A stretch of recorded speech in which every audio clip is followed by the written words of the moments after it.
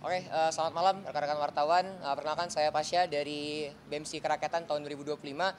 Kami dari BEMSI Kerakyatan kebetulan dapat undangan dari Pak Mensesnek dan Pak Seskap sebetulnya, tapi yang hadir tadi kebetulan Pak Prasetyo Hadi, Pak Mensesnek, dan didampingi juga oleh Pak Mendikti Saintek yaitu Prof. Brian.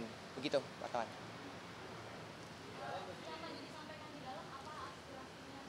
Kurang lebih sama dengan apa yang kami sampaikan kemarin di DPR.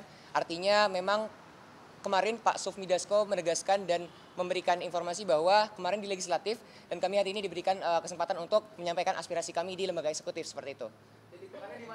Oke, baik, titik tekan.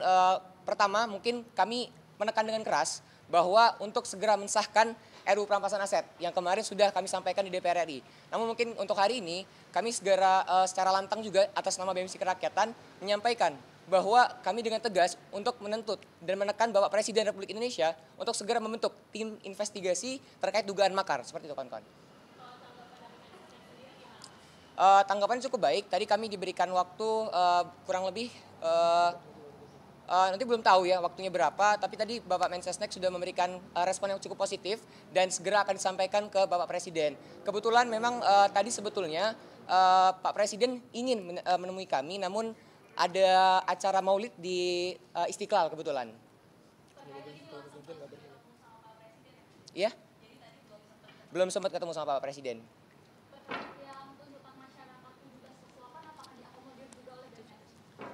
Ya, mungkin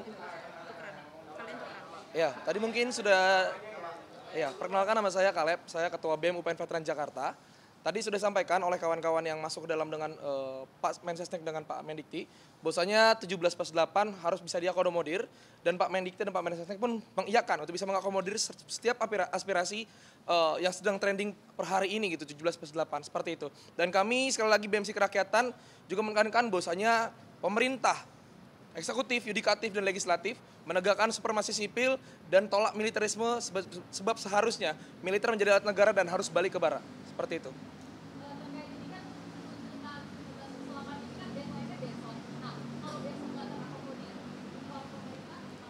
Iya, per hari ini sebenarnya kami menemui Bapak Menteri, Pak Mensesnek dan Pak Mendikti. Bukan berarti ini kemenangan yang sudah mutlak bagi kami, tetapi harus ada pengawalan-pengawalan yang jelas gitu. Dan kami mengajak seluruh masyarakat untuk bisa mengawal apapun tuntutan, baik 17+8 ataupun aspirasi ataupun tuntutan yang disebarluaskan ataupun disuarakan oleh masyarakat di setiap daerah, itu harus tetap dikawal dan tetap disuarakan seperti itu.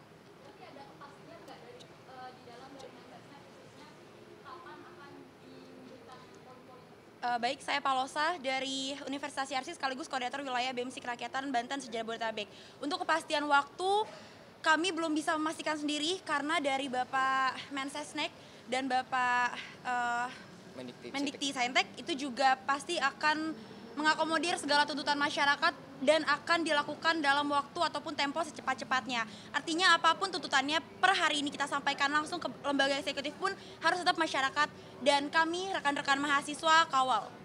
Kalau misalnya tuntutan ini tidak dilaksanakan sampai dengan waktu, apakah akan melakukan demonstrasi atau tadi sempat kita tidak demo dari BEMSI Kerakyatan? Oke, untuk tidak ada kejelasan tersendiri gitu untuk demonstrasi dan tidak ada juga untuk menahan tidak demo dari Bapak Menteri di dalam gitu. Artinya apapun tuntutan yang kita sampaikan itu sudah diterima dengan baik dan akan dilakukan dalam tempo secepat-cepatnya.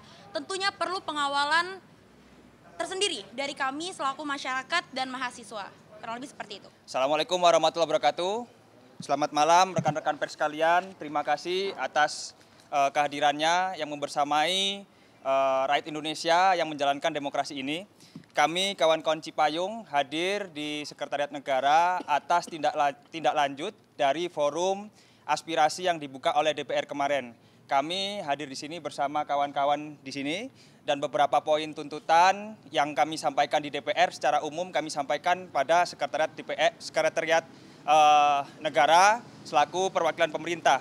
Beberapa yang menjadi titik fokus kami adalah bagaimana kawan-kawan aktivis di seluruh daerah dan seluruh kabupaten kota bisa tidak ada yang dilakukan kriminalisasi. Pembebasan aktivis ini tentu menjadi tujuan pokok kami. Lalu yang berikutnya adalah mengenai bagaimana tim investigasi harus dibentuk oleh Presiden, dan berikutnya adalah kebijakan-kebijakan yang berpihak kepada masyarakat, misalnya pajak dan lain sebagainya, agar tidak dinaikkan oleh Presiden dan pemerintah, seperti itu. Kawan-kawan yang lain silakan. Ya, Baik. Rishad dari DPP GMNI, Ketua Umum. baik. Jadi kami menambahkan, jadi tadi kami mengusulkan bahwa sebagai langkah konkret untuk tidak ada kriminalisasi dan pemukaman suara aktivis, jadi kita sama-sama membuat report dan krisis desk untuk kita sebagai civil society, khususnya organisasi-organisasi ini, mengumpulkan temuan-temuan yang ada di seluruh kabupaten kota yang ada di Indonesia, karena kami ketepatan organisasi yang ada di nasional, tentang kriminalisasi oleh aktivis. Nah, pengumpulan itu kemudian tadi pemerintah juga sudah setuju untuk akan dibantu proses pengeluarannya. Itu. Dan yang kedua, tentunya kami dari organisasi mahasiswa juga menekankan serius kepada pemerintah untuk bersungguh-sungguh melakukan perbaikan institusi publik. Untuk bersungguh-sungguh melakukan perbaikan institusi publik dan memberikan atau membuat institusi publik yang inklusif, yaitu institusi publik yang menyerap aspirasi masyarakat dan mendistribusikan hak.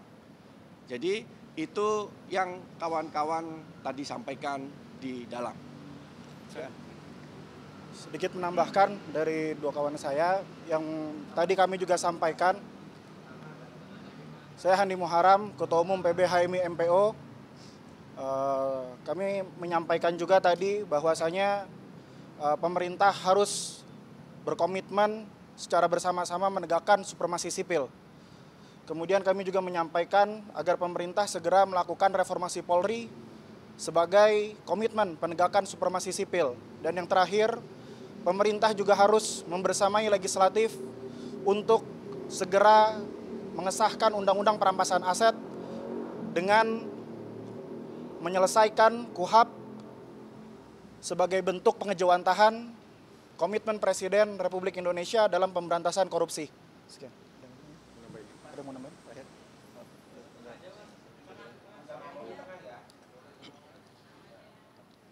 Saya dari PBPMI Cokro, kami tadi juga menyampaikan bahwasanya pemerintah juga harus terbuka, harus memberikan ruang terbuka kepada mahasiswa, kepada masyarakat secara umum, bahwasanya ada kendala-kendala yang akan dihadapi oleh pemerintahan, itu juga bisa disampaikan secara terbuka kepada masyarakat umum agar kita mahasiswa, agen-agen intelektual, kaum cendekiawan itu juga bisa membantu, tidak hanya menuntut tapi juga membantu, karena kita semuanya pasti menginginkan negara kita, bangsa kita menjadi bangsa yang maju dan terdidik, kayak gitu. Satu lagi. Baik, izin menambahkan satu hal penting. Saya Wayan Darmawan, Ketua Umum Pimpinan Pusat Kesatuan Mahasiswa Hindu Dharma Indonesia. Jadi pasca eskalasi dan aksi demonstrasi belakangan ini, kita melihat Presiden bertemu dengan Ketua Umum Partai Politik di Istana. Tentu itu menunjukkan betapa kuatnya posisi Presiden hari ini, ditambah juga dukungan publik atas langkah-langkah yang diambil oleh Presiden. Oleh sebab itu kami mendorong dengan adanya dua kekuatan ini, Presiden untuk dapat melakukan dan mengambil langkah-langkah strategis ke depan. Seperti tadi disampaikan oleh teman-teman, bagaimana mengevaluasi kebijakan PBB yang mensengsarakan masyarakat, kemudian juga menciptakan lapangan pekerjaan, membuka data hari ini rakyat miskin seberapa banyak. Kemudian yang terakhir juga untuk bagaimana peran lembaga pembantu Presiden agar lebih optimal, agar bola panas tidak selalu dilemparkan ke istana dan mengarah kepada Presiden. Mungkin itu yang dapat disampaikan. Terima kasih kepada rekan-rekan media. Oh ya, satu lagi tadi Pak. Tadi sudah disampaikan juga kepada Mensesnek bahwasanya ada beberapa kawan-kawan kita, kader-kader kita yang masih proses. Kemarin ketika turun menyampaikan aspirasi ditangkap, itu juga sudah kita sampaikan untuk segera dilepaskan. Jadi kepada sahabat-sahabat kita, kawan-kawan kita, kader-kader kita yang mungkin masih menjalani proses itu, silakan di-report kepada organisasi masing-masing, kepada kita, ketum-ketum di sini, untuk bisa segera kita follow up-kan. Tadi sudah kita sampaikan. Terima kasih. Nah, makanya ini kita minta kepada teman-teman media untuk menyampaikan nanti biar kawan-kawan kita di setiap daerah provinsi juga ikut mendata dan juga segera mereport kepada kita yang nanti akan kita follow up kembali. Tadi sudah kita sampaikan. Jadi kawan-kawan semuanya kita itu tidak takut untuk dipenjara, akan tapi yang kita takutkan adalah Ibu Pertiwi menangis melihat masyarakatnya, mahasiswanya, tukang ojeknya, nelayannya, petaninya, buruhnya itu justru dipenjara oleh negara sendiri. Terima kasih sahabat-sahabat. Sedang kita himpun. Data sedang kita himpun ya. Belum sedang terus kita buka report desk, Mas. Pokoknya kita menolak kriminalisasi aktivis. Oke.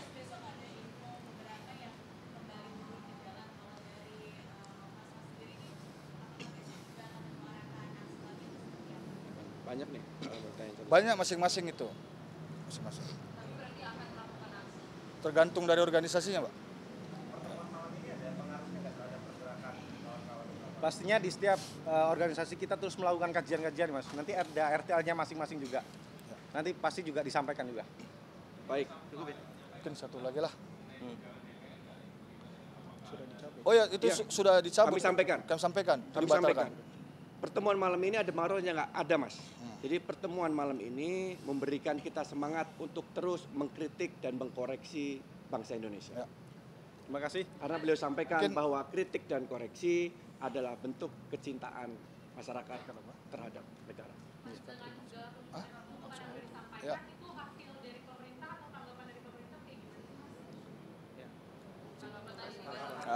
Tanggapan. Ya, karena forum ini adalah Risyad, Ketua Umum DPP GMNI. Karena forum hari ini adalah forum tindak lanjut atas pertemuan kami yang di DPR kemarin, maka ini adalah bentuk penyerapan aspirasi dari pemerintah itu sendiri yang berkolaborasi dengan DPR tentunya. Kajian-kajian sudah kami serahkan sebagaimana di DPR kemarin dan kami ulangi kembali di dalam kantor tadi, seperti itu. Ya.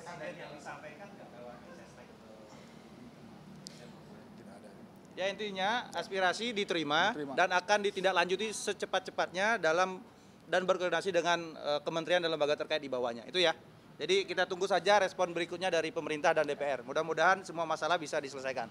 Ya. Tidak ada. Oke, mungkin saya nambahin terakhir ya.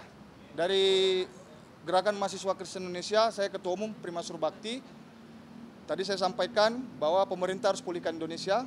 Yang pertama adalah menjadikan hukum panglima tertinggi di Indonesia. Yang kedua tadi kita bicara ekonomi, bagaimana mengatur tata kelola sumber daya kita agar dikelola dan digunakan untuk kemakmuran rakyat. Jadi tadi juga kita banyak sampaikan bahwa bagaimana pemerintah bisa mengatur untuk kemakmuran rakyat, bagaimana tadi juga kita cerita tanah kita dikuasain oleh pihak swasta, bagaimana juga kita impor beras, impor minyak dan semua. Jadi kita juga menyarankan agar pemerintah bisa mengelola dengan baik dan tidak ada uang negara yang dirugikan, tidak ada rakyat yang dirugikan. Kami juga meminta untuk tegas terhadap koruptor dan mafia-mafia yang merugikan rakyat. Dan yang ketiga juga tadi GMKI menyampaikan bahwa banyak warga gereja juga yang dipersekusi, banyak warga gereja juga yang diintimidasi, bahkan ada pelanggaran HAM. Tadi saya juga menyampaikan kepada Pak Mensesnek agar mengkaji, merumuskan kembali peraturan presiden, draft peraturan presiden yang sempat tertunda pada zaman Pak Presiden Jokowi dengan melibatkan seluruh pimpinan agama. Itu saja dari GMKI, terima kasih. Oke, terima kasih kawan-kawan pers, mungkin itu cukup ya. Jangan lupa like, comment, share, dan subscribe channel Media Gemadika.